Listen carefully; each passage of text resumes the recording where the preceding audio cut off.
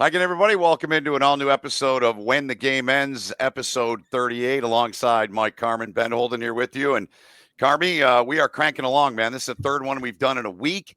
And we've also got another one lined up for Wednesday, a former teammate of yours. We can tease it with that if you want, man. But I'll ask you as usual, how are things and what's going on in your world, man? Things are good. Yeah, I feel like we've been ripping one of these off every other day at this point, which is nice to get back in a rhythm. And we got to crush as many as we can before little Carmen joins us here any day now. So got to get him in while we can. Little Carmi's on the way, man. So sounds like next week. Yeah, we'll know more. We're recording on Monday the 1st. We have an appointment tomorrow the 2nd, and I will have a more kind of definitive timeline after that. So yeah, but next week. Love it, man. Love it. I gotta give a shout out. Yep, sorry, I gotta give a shout out to your boys over the weekend. They look like they're playing a little bit better, those Gophers, man. That was a big win for them at Denver over the weekend.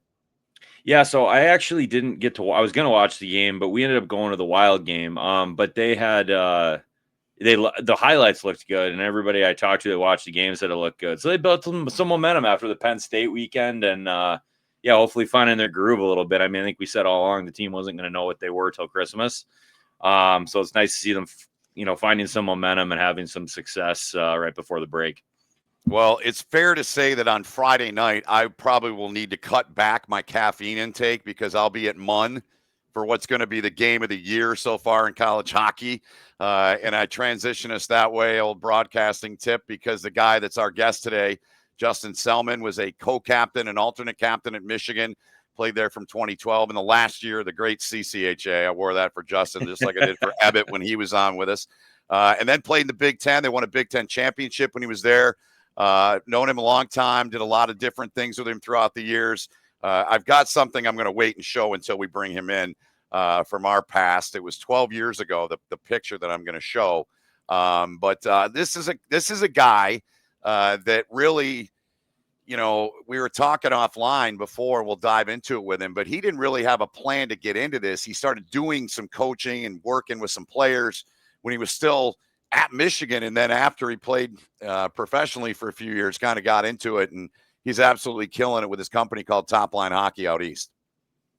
Yeah, I look forward to, after seeing what he's going to share with us where he's filming from right now. Look forward to hearing more about that. And I like talking to the guys that played when the Big Ten got founded and kind of what the transition was like, because the early days of the Big Ten hockey conference are not what they are today. So I look forward to hearing more about that and more about the business he's got going. All right, let's bring him in now. He's joining us from Connecticut. There's Justin Selman there in the bottom of your screen. Justin, great to see you again, man. So let's get that out of the way. Why don't you give us a visual of where you're sitting right now? You just finished the session. Give us a look at where you're at, man. All right. Can you guys, can you see? My screen is black. Yeah. Oh, yeah. No, we got you, man. Here we go. So we got about a full-size outdoor rink here. A couple chillers going. I'm sitting in the locker room out here. We're in Greenwich, Connecticut. Just finished up a skate with some of the Mid-Fairfield 2013 team. So that should make you guys feel really young. Yeah, I mean, I think Michigan's got a kid that's an 08, that Valentini kid. That makes me feel real young, right? I mean, so yeah, it's the ever-changing world of us all getting older.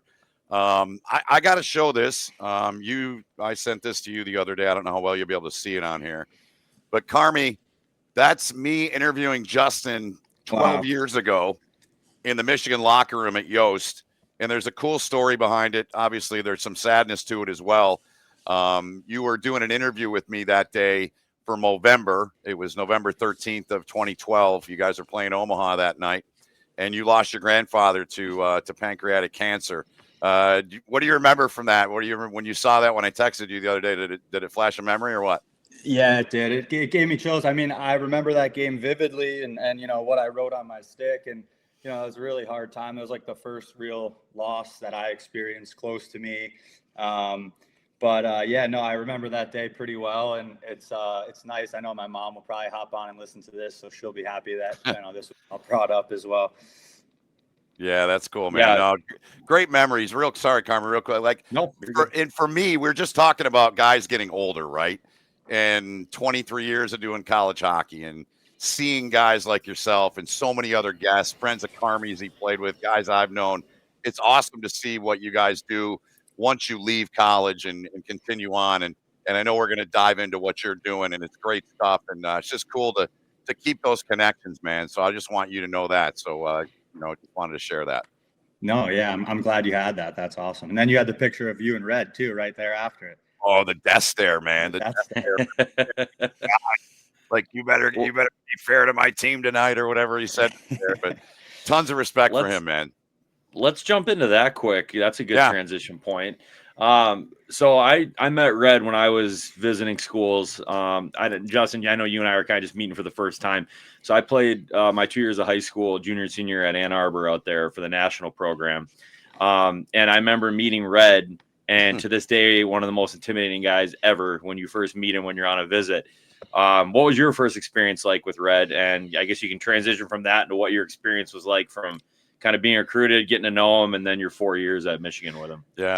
Yeah, I mean, I think obvious to say he's had the biggest impact on not just my life, but my hockey career. And I remember vividly the day I met him. It was like one of my last visits. I had done like the Hockey East circuit and, the Ivies, and I went out to Michigan. And, those visits were more, we'll see you on, maybe power play 2 sophomore year, or you might get a chance here and slot in there. And I just remember sitting across Red's desk that at the time felt like it was 100 feet away from me, and he's sitting there and he just goes, "So why should Michigan take you?" And, like at 16 or however old I was shaking in my shoes. I'm like, oh my God. But, that kind of like really set the tone. Like, you're bringing in first round picks, you're bringing in all these studs, and, it's just such a prestigious place with so much tradition and the legacy that's there. And, him was such, an amazing experience. But the flip side of it was like, he would always preach, not academics, but, life after hockey. And that's why I think it's a really cool point to talk about here is, he held your senior ring until you finished graduation. So my sophomore year, Mike Komisarek had finished up playing in the NHL, and now I'm sitting next to him in my sports management class because he's back to get his degree. So he's now like an associate coach with the team, and he's back getting his degree. And I think Pacioretty, I might be mistaken, but I think that's what Max is doing now too. He is. Yep. And a lot of these guys, Trouba, even Boo, he just got his ring and graduated a couple years ago after he finished up with New York. He had to take a few summer classes. So Red's big on that. And he would always say, I'm just as proud, if not more than, the guy who plays his first NHL game than the guy who, starts a business or makes it in, whatever craft or field that they decide to pursue. So, that really stuck with me. And, just the whole Michigan man thing. And he was definitely old school. I wouldn't have been able to have this beard that I have right now. And, he didn't have longer hair. He'd always grab you and say, "Hey, Justin, how many barbershops do you pass on the walk to the ring?" Just fade away. But no, he just taught you how to be a man. And, with so many, I don't want to say egos because we didn't have that, but just so much talent in the room, he was able to just bring everybody to the ground floor pretty quick. Yeah, that's so important too. I mean, college, pro, whatever it is, right? You've got a lot of people with a lot of individual goals, and being able to bring everybody down to the same level and have that same kind of accountability with guys, it's not an easy thing to do. And it is super important, right? It sounds pretty obvious when we say that out loud, but the guys and the coaches that can do that, they're the ones that have success, and the ones that can't are the ones that, struggle and have guys only stay for a year or can't develop that camaraderie to have success and make those championship runs. And correct me if I'm wrong, you guys did you win one, or you went to the finals when you were there? We lost to actually Schmaltzy's team, North Dakota, in the Frozen Four. Yeah, Frozen Four. Okay, that's what it was. Okay. Yeah. Schmaltzy is a past guest for those watching. Jordan Schmaltz, also known as 93-1, or what else is he known by, boys? Swish. Fella, Swish. Yeah. He's got a lot of self-made nicknames, and I think if for people, we won't detour into that real quick for too long, but for people that listen to him on this podcast and people that follow him, we got the PG-13 version of him, I think. Kind of. I mean, we did he teetered in a couple of times, but we did get into dildo gate, so I don't know how PG it was. I said PG-13. I didn't say PG. All right, fair enough. Like the family can listen to it, but you maybe goes one step further, or maybe don't want to. I saw he was a guest, and I texted him this morning. I said, "Hey, I'm hopping on."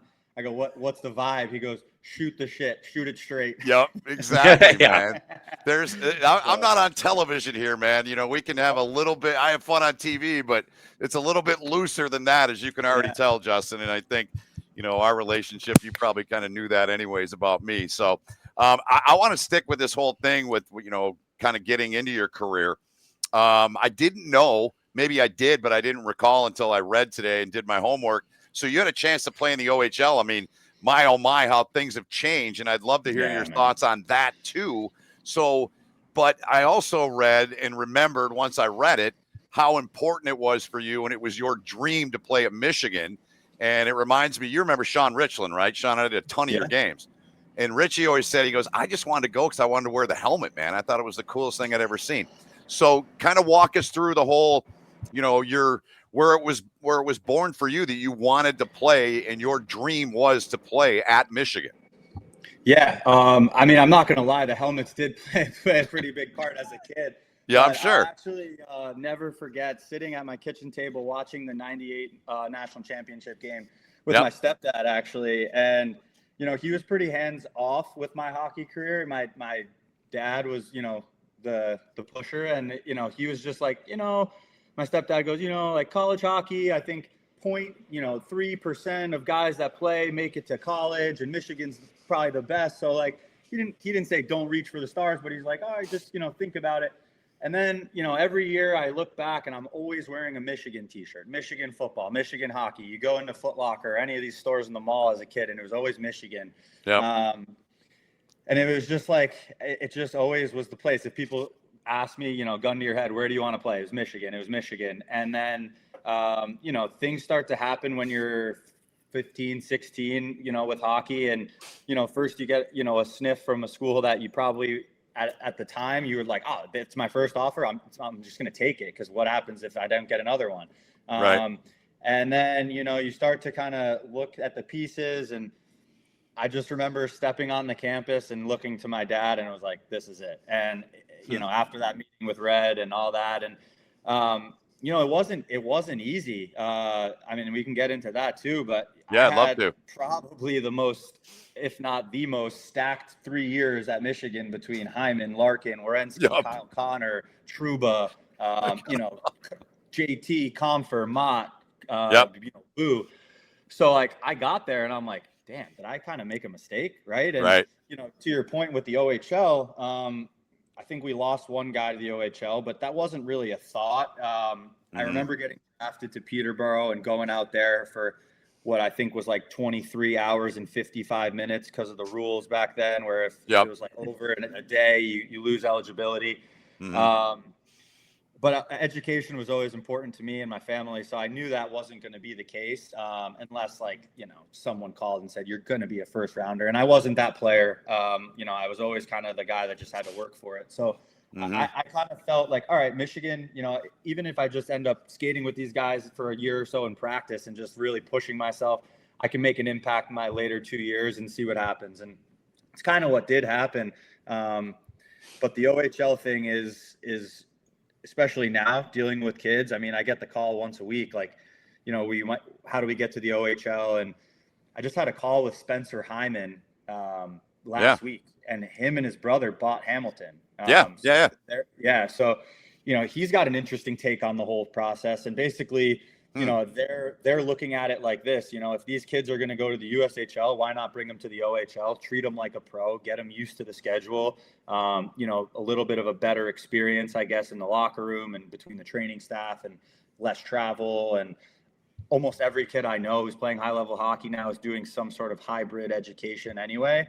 So that door has definitely been opened a lot more in the U.S. in the last couple of years. I'm seeing a lot more kids showing interest in that than I ever would have imagined. It's like a New Jersey or New York kid thinking about going to the OHL. Wow. Yeah, it's I'm a big fan of it. I think it's awesome. I mean, I know there's some of the critics are like, what's going to happen to the USHL and things like that. Man, they're going to find their way. They'll figure out what their path's going to be and which their target's going to be. Yeah, they're not going to have the the pick of the litter and the 16-year-olds that want to go play juniors right in the U.S. anymore, because there are opening those doors to go play in the Canadian League. So I think it's great in the long run. I think it's awesome. But I was going to ask you, because I brought it up in the intro, you played 1 or 2 years in CCHA before it became Big Ten. One? I played one.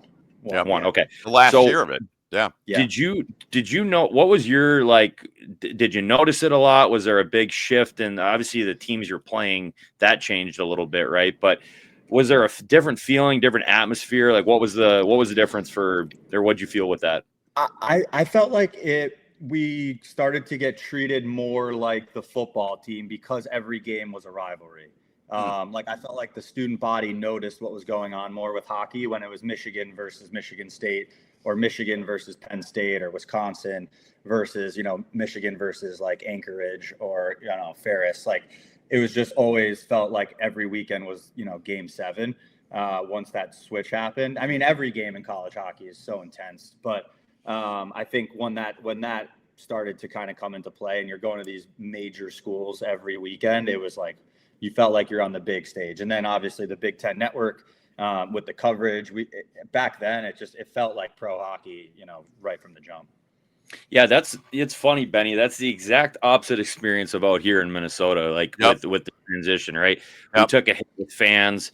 And again, you had Michigan, Michigan State, Wisconsin, but then you also had Penn State, Ohio State, Notre Dame, and nobody, I shouldn't say nobody, but it lost a lot of interest out here. And you talk about, Justin, that experience, like it used to be with the Gophers, they were Fox Sports and FS1 every after game. that. We had the coverage every single game, no matter what.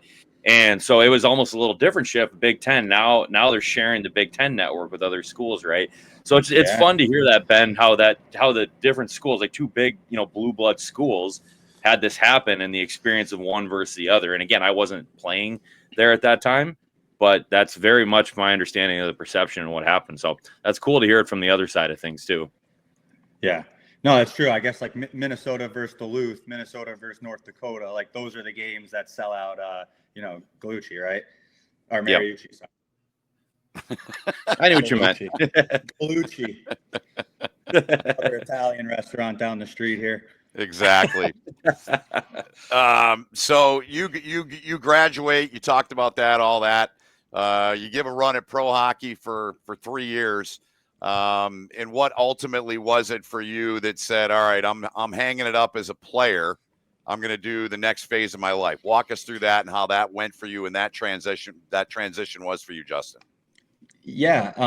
There's a lot of days where I think about like the pro hockey whirlwind that happened and, if I left it too soon and all that. And, for me, going into my junior season, pro hockey was not a thought in my brain. I was looking at internships in New York City. I had an internship at Bloomberg. Like I was very much focused on life after hockey and what doors Michigan hockey and the network that I built there would open for me in the world of business. And a lot of that had to do with Red, like conversations were had where different conversation with me than say Boo, or, different, like, hey, you might be a captain here, but I think it's important for you to make sure you're, applying to these internships and, focusing on your academics and all that. And then like I tell this story a lot to kids, but my junior season, about halfway through, we're in Wisconsin and coincidentally Boo gets the flu. And I go from, I think, third line or, wherever I was to playing with Larkin and Hyman. And I had a hat trick in that game. And then from on, I was a point a game for the rest of the season playing with them. I mean, pretty hard not to. But, then that kind of changed things for me. I ended up changing agents that season and got invited to the Blues development camp, did well there. And went into my senior year kind of like with a new mindset of like, all right, let's see what happens. And I was a captain, so I knew there'd be some attention. We had a great team. We had a great run. And I remember the last game against North Dakota, losing in Cincinnati there in the tournament and going back to school. And like, it didn't really hit me. Obviously you're upset and the emotions, but it didn't hit me that like hockey could be over. And then I got a call that, the Blues want to offer me an entry-level deal. And like, that wasn't really like my whole life. I always had like these goals that I was trying to reach. And like, I was expecting things to happen. That was something I never thought was going to happen.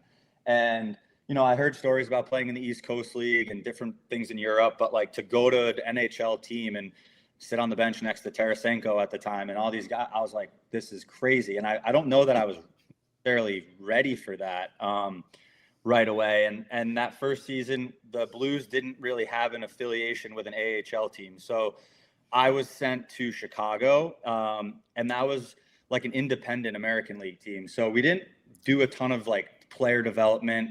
So I was just kind of like to myself, did the right thing, did what I could, helped out the team, and spent most of that end of my senior year in the AHL with Chicago, and planning on going back. And by the end of that stint, I felt pretty good about playing in the A. And that's when the Blues announced like half the guys would go to San Antonio and half would go to Chicago. I ended up getting sent to San Antonio after kind of like winning over the staff and getting comfortable in Chicago that little stint before that. And I had a really good camp. I felt good. And Tim Taylor, who is the player development guy in the Blues, was like, we're going to send you to Tulsa. And like, I just like, I don't know. I didn't accept it. I was like, I actually remember arguing with him and just saying like, I can't go. Like, can I just stay here and train and work? Like, I know there'll be a time. There was no gym there. There was no real, like, I went from flying on a plane at Michigan, going to games, preparing, working out in the season, doing all these things, to now like some guys were just like, yeah, whatever, and had other jobs. It was just very different. And I was, kind of like writing it off. And I didn't, I guess I just was like, all right, we'll see what happens. And then couple concussions and stuff like that. And I was just like, all right, this has become kind of a burden more than it has become anything else. So, I pulled the chute and just didn't go back after my second season when my deal ended. And I wish I had explored Europe a little bit, especially now, like knowing what these guys get to do and travel and, see the world like that. But I stopped, and pretty much a week after that, I ended up going to work with my family who's in the car business. And for about a year and a half, I was with my dad and, uncle and cousins and everyone there. And it was a total life flip upside down. My biggest accomplishment when I was playing was, get out of training, get out of the gym, and, you have the rest of your day to yourself. And it went from that's the only time you have to yourself. So I was like, this is crazy. And, I was working out and I was going to the school. There was a school for like, dealer training and all this. And I was going back and forth to DC and learning the system. And, basically COVID happened and the stores shut down.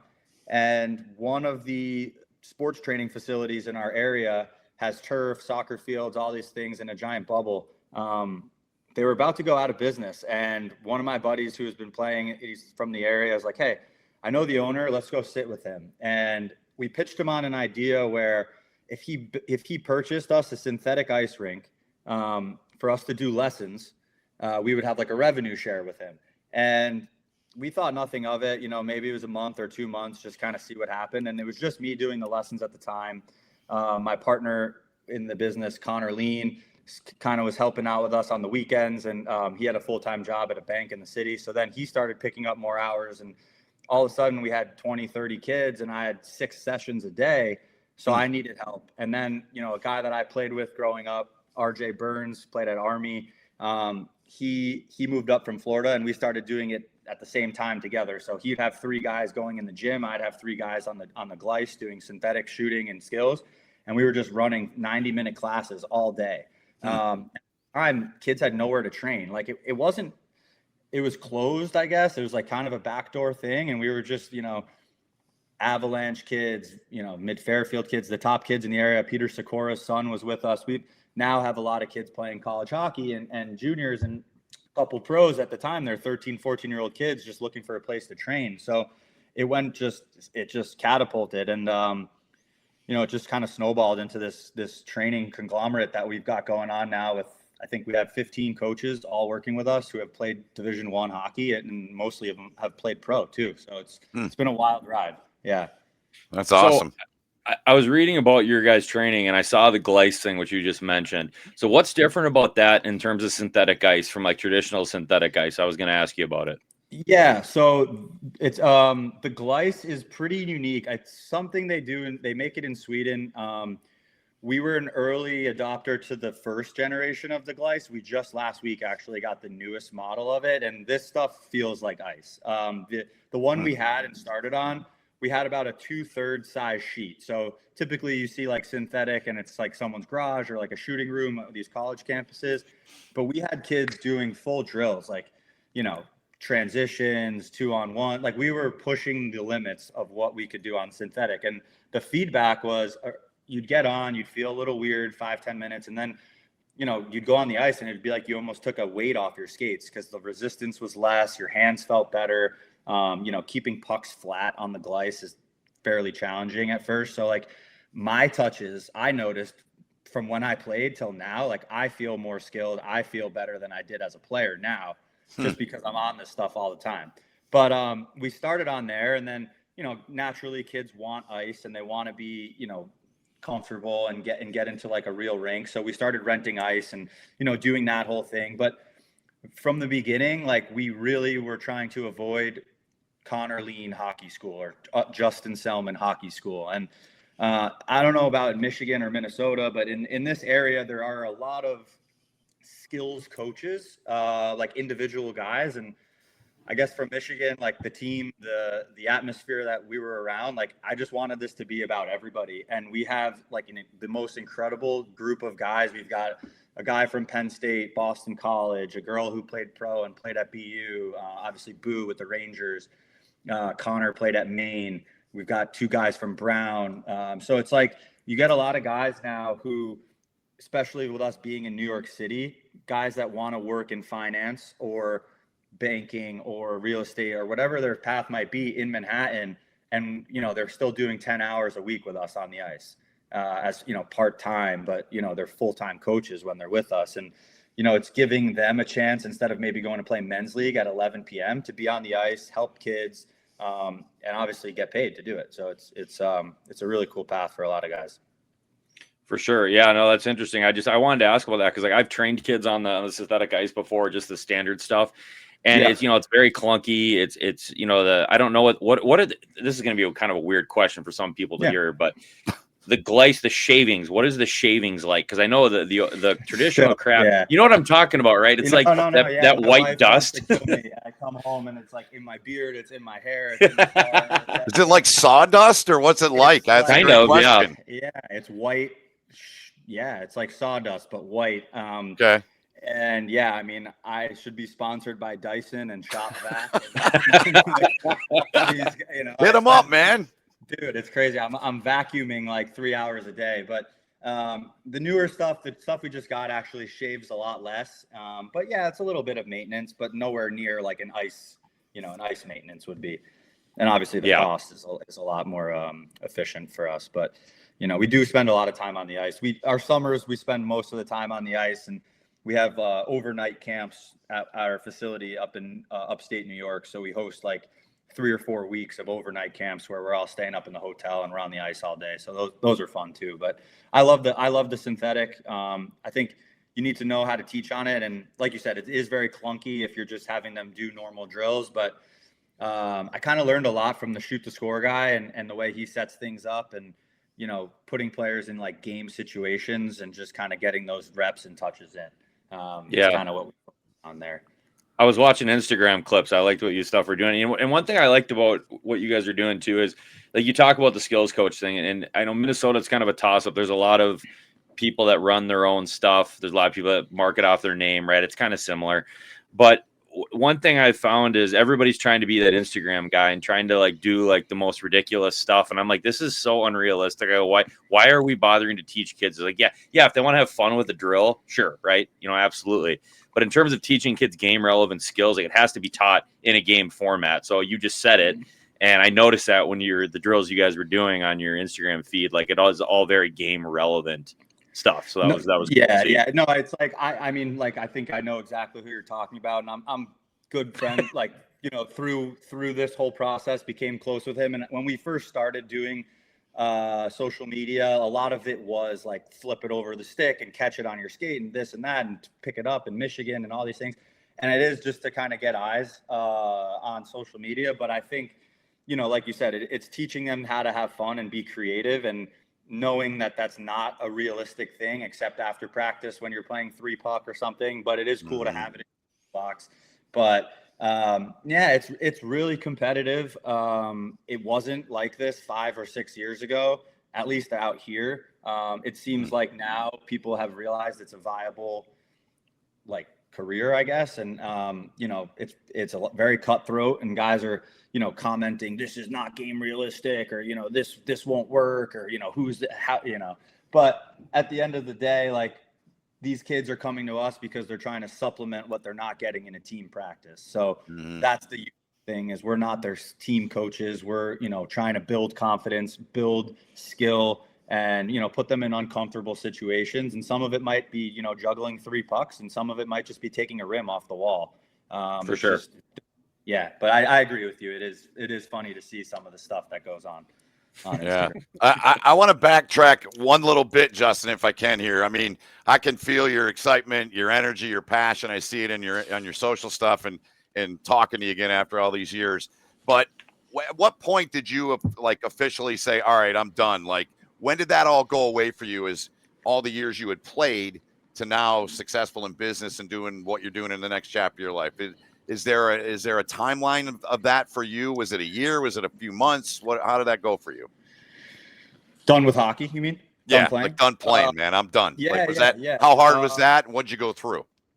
It was really hard. And I think it got harder as I got back on the ice again, because it was easy to turn the page and almost say like, okay, now I'm going to be a grown up. Like in my mind, my peers were now working corporate jobs, except for Blue and Top. Like everybody else that I went to school with at my age was working. And it kind of felt like in the summer times, you really felt it. Like you'd work out, you'd skate, and at 10 o'clock in the afternoon, you'd be just sitting by the pool or golfing or doing nothing. And, you know, I kind of felt like my life was passing me a little. And I think I jumped the gun, like what I said, I think I jumped the gun a little too soon. But yeah, I just remember kind of thinking like, all right, I'm ready. And I don't think I was necessarily ready then, but then, you know, getting back into the game in this light, I felt like, wow, this is a whole new avenue. Like I can be the coach to these kids that I never had,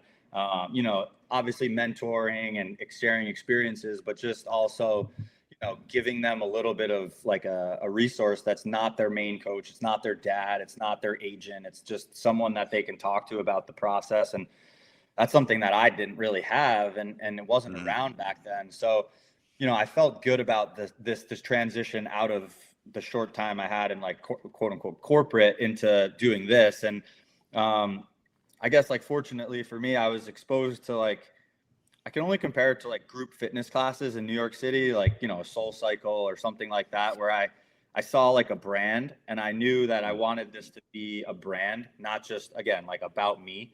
And, you know, in the beginning stages, it probably looked silly from the outside with like 3 players that we worked with at the time and doing all this video and merchandise and all this stuff. But, you know, fast forward now, it's, you know, we've got over 3,000 kids, you know, in our system at some level or another, between the camps and the training and stuff like that. So it's really snowballed, and we're fortunate to be in an area where, like, I'm not stupid. It's not a cheap sport by any means. And ice isn't cheap, and travel and all that, but, you know, kids want to get better, and we have 5 of the top 10 teams in the country in this area pretty much every year. So it's become quite the hotbed out here. Dynamite. Yeah, it definitely is. I coached 2011s, Justin, and we've been battling for the last couple of years with the East Coast Kings group that I know a lot of the kids come from that area out there. And we actually came out to Norwalk, Connecticut last summer and played a little bit. So Jamie Armstrong's group. Yep. Yes. Yep. Yeah. So, but yeah, incredibly nice area. You got that's a nice area out there, and not a bad place to be living and operating hockey out of. So, yeah, for sure. That's all I had, Benny. I was just I'd heard it. Yeah, but I was impressed by the area, and I remember some of the conversations I had with the parents out there from the other team and the guys running the program, just about, you know, obviously like just the difference, and not only costs for to be able to do the stuff out there. I mean, it's expensive everywhere, but the costs out there are even more. than what we deal with back here, for example. So I just, Yeah.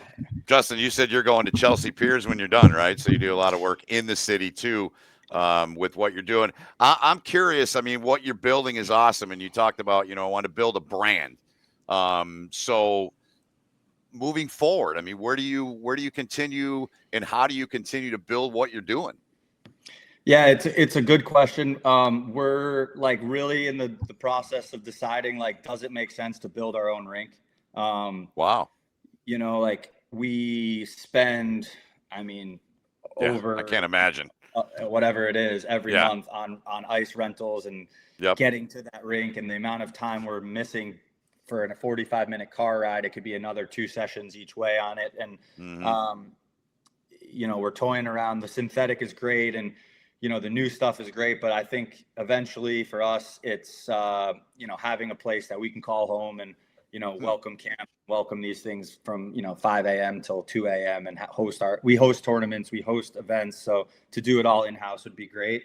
And then on the flip side of that, some days, we like to be able to just walk out with our coaching bag and not have to worry about the ice and, if the chillers or compressors are going down, or, who's waking up to open up and stuff like that. But as the team grows and as like we can really see that it's not just the founders that believe in this now, it's guys that could have taken a real job, like a high paying, professional job and decide to do this.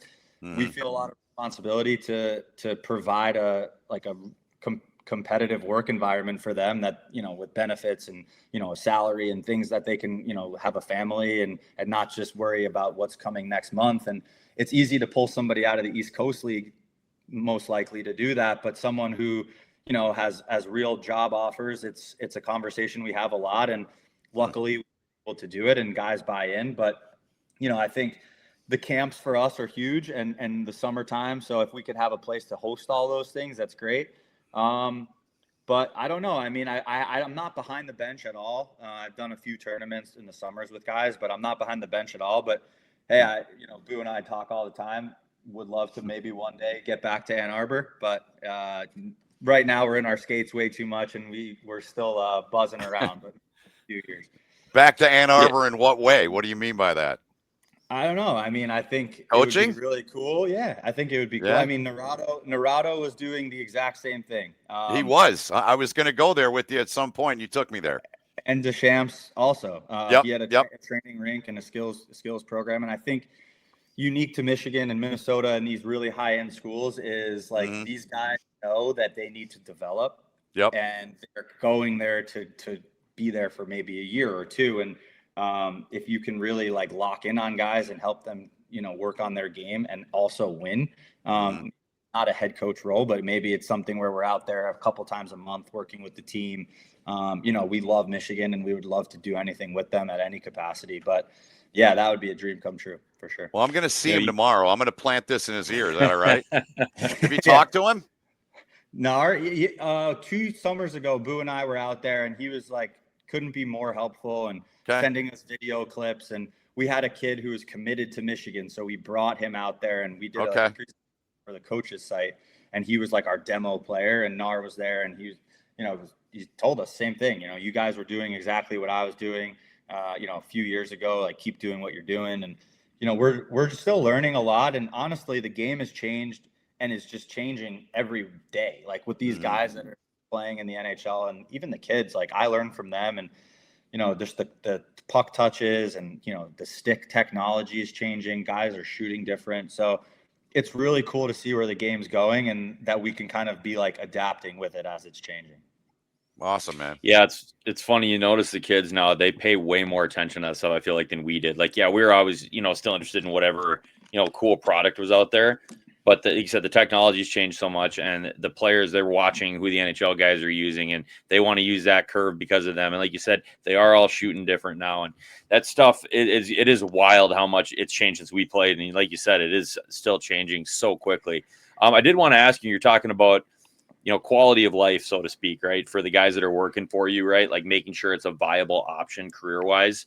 And you talk about different revenue streams, things like that. Are you guys potentially looking at, I know you're purely from a training standpoint, but a AAA program, ever starting one out of the business? So yeah, I think if we had a rink, I think you would need to slot in an organization to eat up a lot of that ice. What we do is we work with a lot of organizations as like their skills resource. So Monday, Mid Fairfield, the like Choleric Suns team, the 14s, and then the 2012 team who like the Chicklets guys are always yapping about. They're that group, and then we have an Avalanche group. So like each night, one of our coaches is kind of like co-coaching these teams, if you would, and just being a resource. Hey, we were struggling on the power play this week, or we were struggling, on catching passes. Let's like bring us in, and we'll kind of be a different voice for their coach. He could take a step back and kind of like analyze what's going on.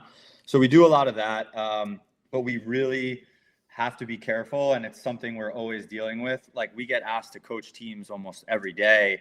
But like if we coach one team, it kind of is like a conflict of interest for the other kids we're working with. So we try and be as neutral as we can, and accessible to everyone. Like we work with Learn to Play, and we also work with like pros. So it's I think eventually we would love to be like hockey directors of an organization and kind of slot that in for our guys.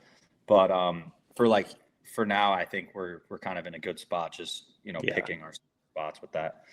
Did you get? That's awesome though. I love that different perspective, right? Like different guy, different voice, right? Because the kids all, kids, pros, whatever your age, you get tired of the same voice. Is that something you guys came up with that you started advertising? Like, hey, we're willing to come like do that, or did you guys get approached once the kids are in your program? Like the coaches are like, hey, we like these guys, we like what you're doing with these guys. Can you come in and do some stuff with us? It was kind of a little bit of both. Like I think the parents in the early stages were like, oh, we would love it if you coached our group. And I was like, oh, well, we can't, but if you want, like, we can come on a off Tuesday or Wednesday where you guys have practice, and, you can tell your coach he could either hop on, he could send us what he wants to work on, or, however you want to do it. And then it kind of snowballed into like what we call a team takeover. So now we're doing, like the full 8U, 12U, 14U groups all in one night, and they bake that into the team's tuition. So like if you sign up for, let's say out there, like if you sign up for Caesars on Tuesday nights, you get Topline training as part of your package when you sign up. So instead of it being, let's say it's like 5,000 for the year, maybe it's 5,500.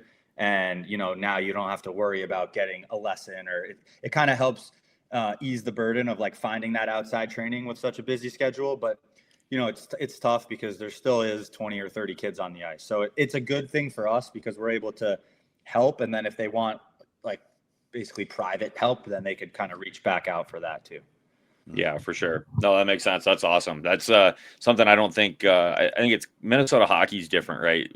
People still skate with their hometowns in the winters. They have to, unless they leave. And it is something where I know they do outside skills training like that, but I don't know how often. I feel like it's more off ice. I don't feel like there's as many guys coming in to like run a practice for them once a week, or whatever that looks like, right, to help or just have a different voice out there. But definitely something people should be taking more advantage of.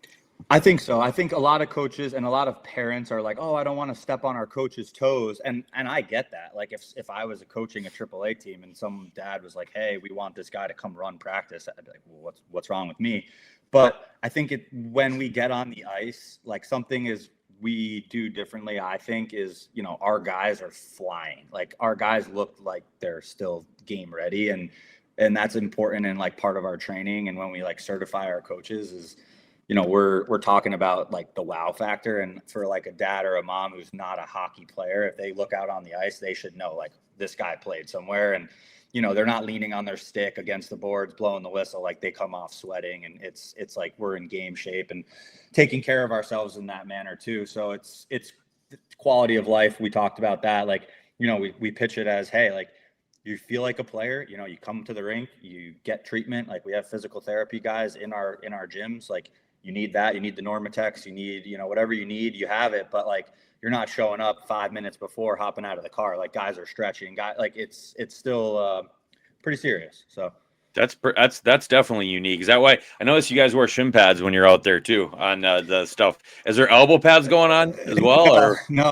The shin pads are sometimes with some of the edge work stuff, just like to get down low. But yeah, I mean, guys like Connor specifically is probably the most skilled guy I've ever seen, and he works a desk job in finance, and he'll take a week off of it and come on the ice and dice guys up. Like, he's really, really skilled. And, like Sam Sternshine, who played at Penn State, like, he can fire the puck. And, for a kid to be able to ask the question and then see it and then be it demonstrated in front of them is something, I think that separates. And I don't think you have to be a great player to be a great coach, but I think you need to have played to be a skills professional. And that's 100%. 100%. Yeah. I definitely agree with you on that. I have a question about a coach you played for. I've been kind of waiting here for the right time, but you've led me down that direction here. So the last year you were in Chicago, your coach was Craig Berube. Yeah. You mentioned playing for Red and how stoic Red was and the stare, and what was it like playing for a guy like Berube, man? It was a lot different than Red, actually. Like, he was stoic in his own way, but he was more in the mix. Like, you'd walk in, he'd be on the bike next to guys. He, I felt like, was proving himself at the same time we were all there trying to prove ourselves. Right. And, he was he was a player's coach. He was very calm, very rarely yelled, very rarely lost his temper, but you knew just by that same look at Red had, like, you knew if you were not playing the next night. But yeah, he was really awesome to work with, and like, just learning how to be a pro and just approach the game with him was, I never imagined like the springboard between like him and Binnington, Dunn and Barbashev, all those guys on that Chicago team. Like, it's just crazy how hockey works. You feel like you're right in there. And then all of a sudden, I remember talking to Binnington, and he might not love this story, but he's had the best career out of anyone. But in Chicago, and Marty Brodeur calls me in first. He was the GM of the Blues, and he's like, we're going to send you East Coast League. And then they basically tried to send Binner to the East Coast League, and he told them no. He's like, I just told Brodeur no. He's like, I don't know what that means, but I told him no. And we're just sitting on the roof of our apartment. That's a confident guy. Yeah. Goalie to goalie. He's like, yeah, no. He's like, I'll figure it out. And then a couple weeks later, he was just like practicing. Like, he didn't really know what was going on. And then he went to Providence, won the AHL with Providence. Fast forward, Olympics and Stanley Cups and all these things, and the personality he has. But it's just that's the crazy thing with hockey. I think you really, like, guys that are listening that like don't know it, you just got to stay healthy and stay patient. Like, everyone wants it right away and what's next week, but like, the guys that make it just put their head down. It might be in a year, it might be in 10, but if you just stay patient and stay with it, it could work out. Yeah, that's a great story. Yeah, go ahead, Carmi. Timing has so much to do with it. I was just elaborating on it. You can prepare and train all you want, and it's not always about like how good you are at that time. It's what the team needs, right? What they're looking for, who gets hurt. We don't root for our friends and teammates to get hurt, but unfortunately, that is a lot of times how you get that opportunity. Justin was talking about it in Michigan, right? A career he said got hurt, went down, and all of a sudden you're on a line with Hyman and was it Connor? Did you say, or Hyman? Larkin, yeah, exactly. Larkin, exactly right. Yeah. And that's how, and then that springboarded you for the next 2 years of college and into a pro contract. That's just how it goes. Yeah. So. I got a couple more for you, Justin. So, you walked us through your transition and how it all happened. And Carmi, we're at episode 38, and I think it's fair to say that probably a dozen people that we've had on, COVID has, had a major say in what happened in their careers. Yeah. With that said, like, if you could sit and talk with somebody that maybe here's a guy that's played 7 or 8 years and he's bounced around in minor league hockey, or maybe he's had a taste in the show. What do you say about like preparing for the transition like that you went through? Is there any advice that you could give to another athlete or a coach even that is going to have to make the move? Yeah. I think I say to guys who I've had the conversation with guys who are in the coast specifically that don't know. And I just say, enjoy it, because no matter how bad it seems, like, enjoy it. And also, like, it doesn't really matter. Like, once you become a coach, you realize your coaches aren't as scary as you think they are. And they're just people too. and they have a family and they have to worry about, like, you go home and you think like, oh, coach hates me. He's got me on this line and he just wants to see me mess up. And all he sees is me turning it over or, you know, this or that. But he's just trying to do his best. And, you know, sometimes you just gotta, you know, suck it up and enjoy every second of it, because no matter how bad your situation is, if you're playing pro hockey or if you're in pro hockey at any level, it's most of the time better than the things that's going to come next. Obviously, you know, you get time with your family more and all that, but, you know, being around 15, 20 guys that are all chasing the same bar is a very rare thing to come by. And whether they have your back 100% or not, most of them do. And like, you don't get that a lot in the real world, especially. You know, we're fortunate where we are, and it sounds like, you know, where you are too, Cars, but like, you know, a lot of these places, it's very cutthroat and guys will step on your head just to get to that next ring on the corporate ladder. So it's a rare opportunity, and just like enjoy it as much as you can. The being in the moment thing, I like that message. We've had that from a few guys. You know, a lot of it's like, hey, network and make sure you're having the right conversations with people, so you know, you have a little bit of a roadway, right, to what you're going to do next, or at least have an idea of what you want to try. But being in the moment is so important, because like you said, and I think you said it as politically correct as you could. It's like, yeah, there's a lot of great things after hockey too, or after any sport. But man, the things you think about, things you complained about on a day-to-day basis in the minors. You know, it's crazy to think about. When I look back and think about things I was worried about or rattled about on a daily basis, I'm sitting there now, I'm like, what was I worried about? Like, who cares? Yeah. You're like, I wish that's what I was worried about. Yeah. You know? Right. Yeah. But, yeah. And one other thing I wanted to piggyback on, kind of a little bit what Ben was talking about, and you'd mentioned it earlier. We were talking about the transition out of the game, and you talked about, like, you know, once you got back on skates, because I remember that too. That's what I did right when I got done. I went right into like coaching and training stuff, because I didn't really have a plan, and I was kind of like, hey, well, I know how to do this, so I'm gonna get on my skates right away. And that was actually, at that time in my life, the worst thing for me, being on skates again that quickly and being around the ice that quickly. So I'm just curious, like, how did you process that? Because I know you mentioned like it hit you more once you got back into, you know, kind of being at the rink all day. yeah, I think fortunately and unfortunately, when I stopped, I was really bitter, and like I sold my equipment. Like I really thought I would never step on the ice again. And, you know, for whatever reason, like I was never like a hockey fan. Like I didn't spend time like really watching games and going to games. Like I was more focused on just like what I needed to do in order to make it to the next step, whatever that was. And, you know, going back into the same rinks that you go when you were training or when you were a kid playing, like that's crazy to me. Like I go into the rink where I played youth hockey 3 days a week, and like the lockers smell the same, the rink looks the same, everything's the same. And it's just like, you feel a little bit of nostalgia, like it's past you, but then you also feel like, you know, a little bit of like honor and kind of like, wow, like of all these kids and all these, you know, players that have come through here, like maybe 5 of them, hopefully more, will be able to do what we've done in the game at that rink. So it's cool to see that. But like,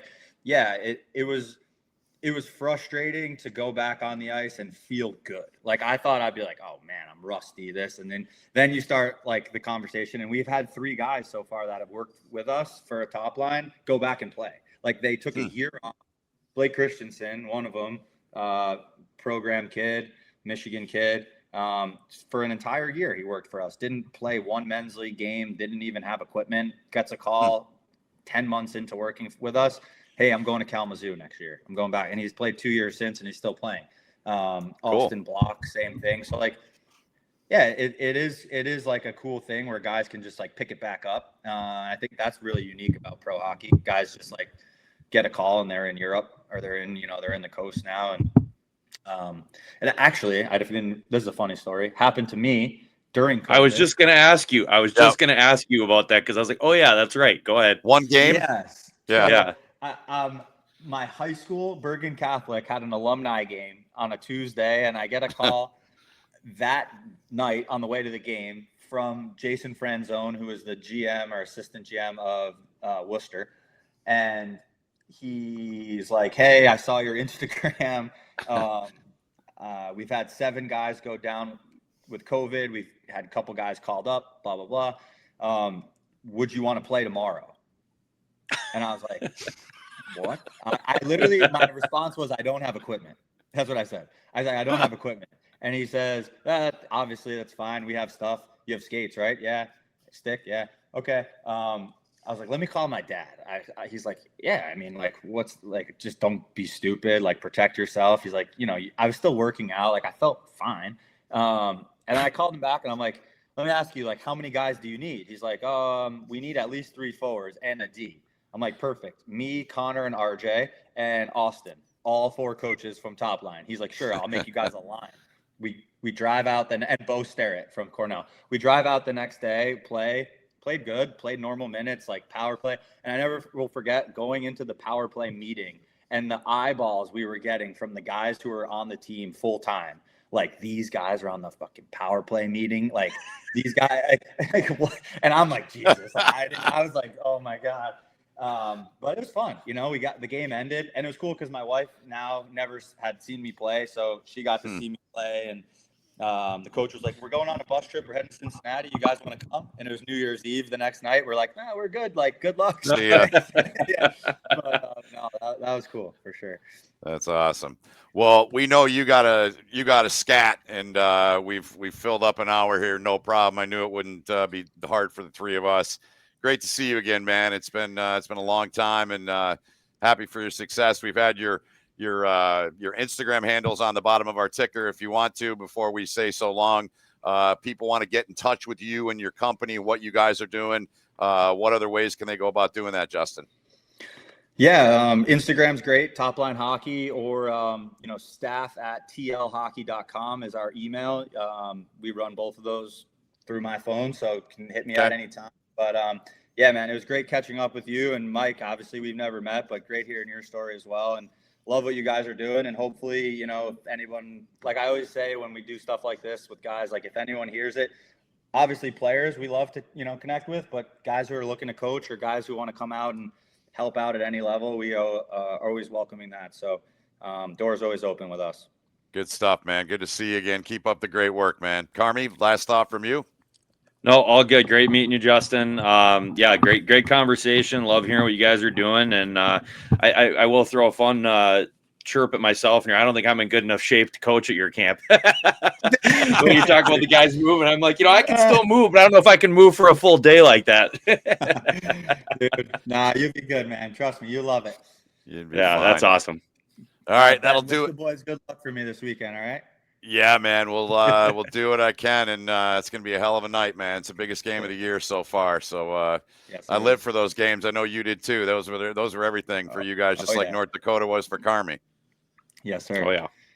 All right, fellas, that'll do it. Episode 38 in the books. Justin Selman, our guest, for Mike Carmen, Ben Holden, saying thanks for watching. We'll see you next time with another all-new edition of When the Game Ends.